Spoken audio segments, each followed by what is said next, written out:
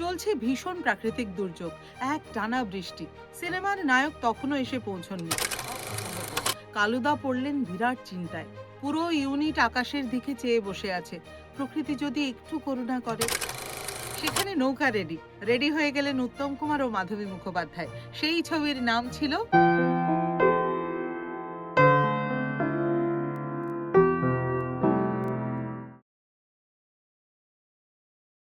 একটি বাংলা ছবির শুটিং চলছে।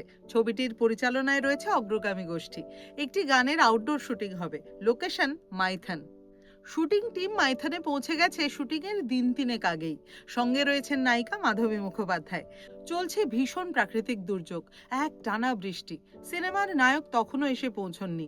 অগ্রগামী গোষ্ঠীর অন্যতম সদস্য সরোজ দে, যিনি চলচ্চিত্র মহলে কালুদা নামে পরিচিত ছিলেন, ভীষণ চিন্তিত হয়ে পড়েছেন। আদৌ কি নায়ক আসতে পারবেন?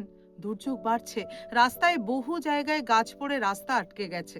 ওই দুর্যোগ মাথায় নিয়ে দুদিন পর এসে গেলেন ছবির নায়ক উত্তম কুমার।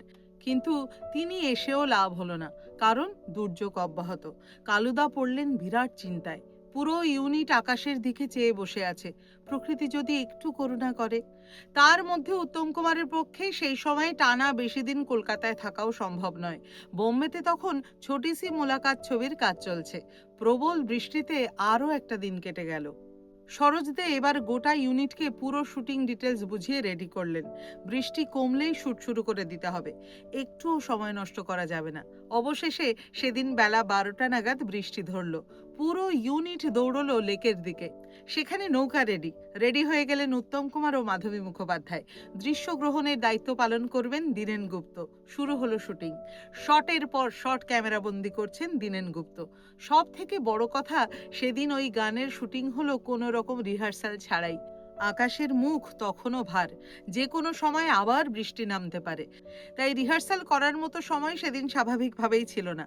ঘন্টা তিনেকে গোটা গানের দৃশ্য শুটিং হয়ে গেল। হাঁপ ছেড়ে বাঁচল গোটা ইউনিট। কালুদার মুখে ফুটল হাসি। জন্ম নিল বাংলা ছবির একটি আইকনিক গানের দৃশ্য। সেই ছবির নাম ছিল শঙ্খবেলা, যা মুক্তি পেয়েছিল 1966 সালের 20শে অক্টোবর। আর একদম ঠিক ধরেছেন, সেই অপূর্ব গানটি হলো কে প্রথম কাছে এসেছি, কে প্রথম চেয়ে দেখেছি, কিছুতে পাই না ভেবে, কে প্রথম ভালোবেসেছি, তুমি না আমি। আজকের পর্ব তাহলে এখানেই শেষ করছি। দেখা হচ্ছে পরের পর্বে নতুন কোনো কাহিনী সঙ্গে নিয়ে। সবাই খুব ভালো থাকবেন।